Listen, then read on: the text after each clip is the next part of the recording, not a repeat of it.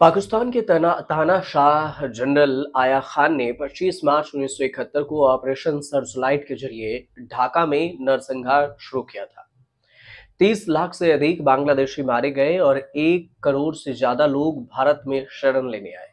इंदिरा गांधी ने इसे मानवीय संकट और भारत के राष्ट्रीय सुरक्षा के लिए खतरा बताया। और यहीं से कहानी शुरू होती है 1971 में बांग्लादेश बनने की।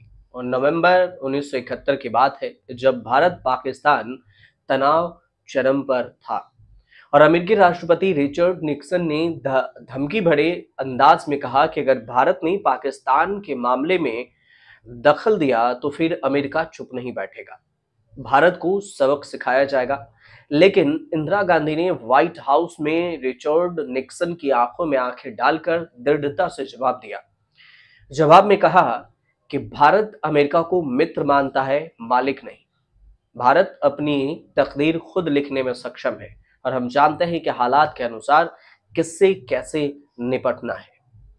और बस यहीं से कहानी शुरू हुई इंदिरा गांधी की, जो आज भी चर्चा हो रही है। इस साहसिक बातचीत का जिक्र तत्कालीन अमेरिकी विदेश मंत्री हेनरी किसिंजर ने अपनी आत्मकथा में किया, जहां उन्होंने इंदिरा गांधी के आत्मविश्वास और दृढ़ता की सराहना की।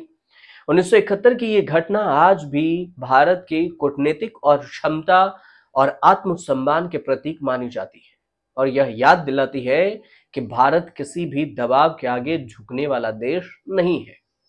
इसका जिक्र आज की परिस्थिति में किया जा रहा है क्योंकि जब सीज फायर उल्लंघन कर दिया पाकिस्तान ने, अमेरिकी राष्ट्रपति जो 1971 की बात है, निक्सन के सलाहकार हेनरी किसिंजर खुले तौर पर पाकिस्तान के समर्थक थे और वे नहीं चाहते थे कि भारत पूर्वी पाकिस्तान जो अब बांग्लादेश है उसमें सैन्य हस्तक्षेप करे।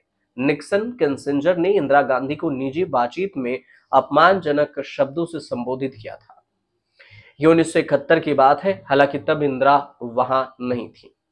2005 में सार्वजनिक हुई अमेरिकी सरकार के सीक्रेट रिकॉर्डिंग में पता चला कि निक्सन ने इंदिरा गांधी के लिए नस्लीय और फिर अपमानजनक शब्द कहे थे। किसिंजर ने भी भारत को गंदा और अहंकारी देश बताया था।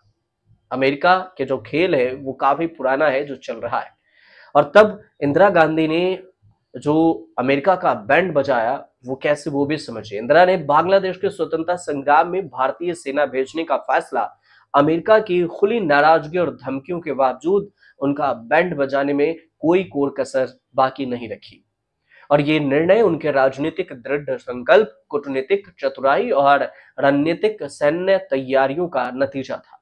अमेरिका को इस तरह का जवाब आज तक शायद कोई देश नहीं दे पाया होगा जो आंखों में आंखें डालकर बातचीत करे और उसके कहने के बावजूद भी किसी देश के दो हिस्सों में बांट दे।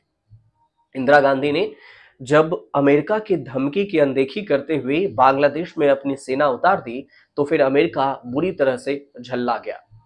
अमेरिकी प्रेसिडेंट दूसरे देशों को दबाव में देने के लिए आदी है और फिर वह इंदिरा गांधी की कार्रवाई से स्तब्ध रह गया, शून्य था। फिर भारत ने सबक सिखाने के सातवां बेड़ा जो यूएसएस इंटरप्राइजेज में युद्धपोत का एक सातवां बेड़ा भेजा बंगाल की खाड़ी में और इंदिरा उससे भी नहीं डरी और सैन्य अभियान जारी कर दी थी। इधर सोवियत संघ से बातचीत की जो कि रूस था काफी, और इंदिरा गांधी ने पहले ही इस खतरे को भांप लिया था और इसी का नतीजा था कि अगस्त 1971 में सोवियत संघ जो यूएसएसआर है उसके साथ 20 वर्षीय भारत सोवियत संघ मैत्री शांति और सहयोग संधि के नाम से जाना जाता है, Indo Soviet treaty peace friendship and cooperation पर हस्ताक्षर किए थे और इस समझौते ने भारत को राजनीतिक और सैन्य सुरक्षा दी। 44वां बेड़ा रूस ने भेज दिया और अगर अमेरिका या चीन ने भारत पर हमला किया तो सोवियत संघ भारत की मदद के लिए आगे आ जाएगा।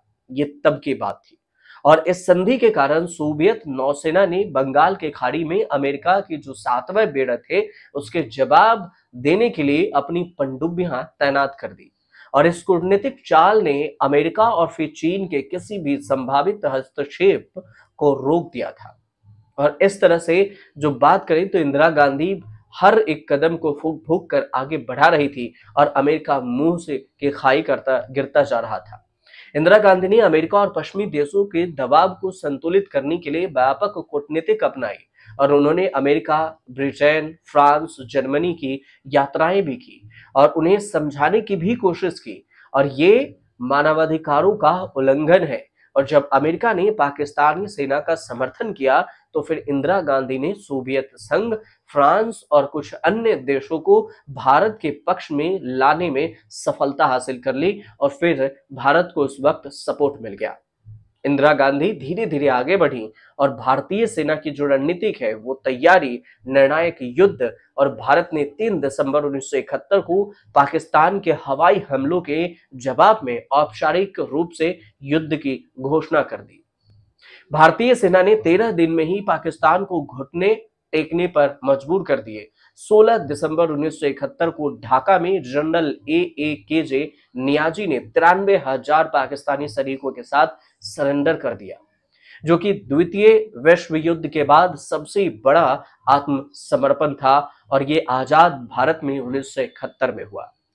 अमेरिका देखता रह गया और पाकिस्तान टूट गया, यानी अमेरिका भारत को रोकने में पूरी तरह से असफल रहा।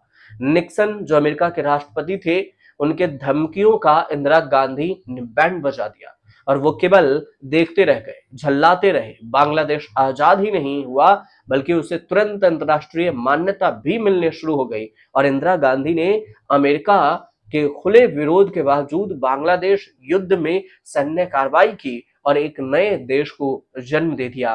पाकिस्तान 2 हिस्सों में बट गया।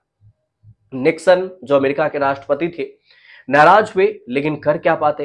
इंदिरा गांधी की हिम्मत और साहस ने तब भारतीय राजनीति में खुद को लौह महिला के रूप में, आयरन लेडी के रूप में स्थापित कर दी और 1971 के युद्ध के बाद अमेरिकी राष्ट्रपति रिचर्ड निक्सन और उनके राष्ट्रीय सुरक्षा सलाहकार हेनरी किसिंजर की भारत और इंदिरा गांधी के प्रति नाराजगी जारी रही, लेकिन वे सीधे तौर पर कोई और धमकी देने की स्थिति में नहीं थे।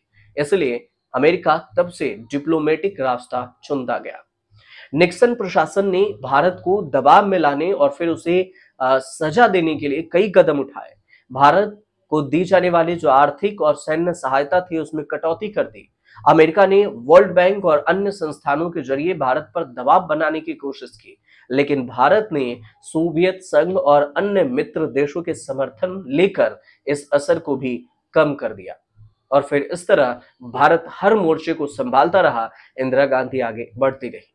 रिचर्ड निक्सन को जो इस्तीफा देना पड़ा था उसकी भी थोड़ी कहानी सुन लीजिए। जिस घमंडी रिचर्ड निक्सन ने इंदिरा गांधी को धमकी दी थी, खुद उसका भी पतन हो गया, उसे पद से इस्तीफा देना पड़ा। 1974 में वाटरगेट स्कैंडल के कारण निक्सन को राष्ट्रपति पद से इस्तीफा देना पड़ा। दूसरी तरफ इंदिरा गांधी ने भारत को एक मजबूत वैश्विक शक्ति बनाने की दिशा में अपना काम जारी रखी और फिर 1971 में बांग्लादेश बना और इस तरह से तब से आज तक चर्चा है। और आज जब ऑपरेशन सिंदूर हुआ, भारत में ये कहा गया भारतीय सेना के जरिए कि 5 सैनिक इसमें शहीद हुए। इसके अलावे जो ऑपरेशन सिंदूर है इसमें गोलाबारी हुई, भारत ने पाकिस्तान में कई सारे ठिकाने, आतंकी ठिकाने को उड़ाया, लेकिन बात ये हुई कि आखिर सीज फायर को एक्सेप्ट भारत ने क्यों किया। भारत के पास अभी कई मौके थे जो वो पीओके जो पाकिस्तान के कंट्रोल में है उसे वापस ले सकता था।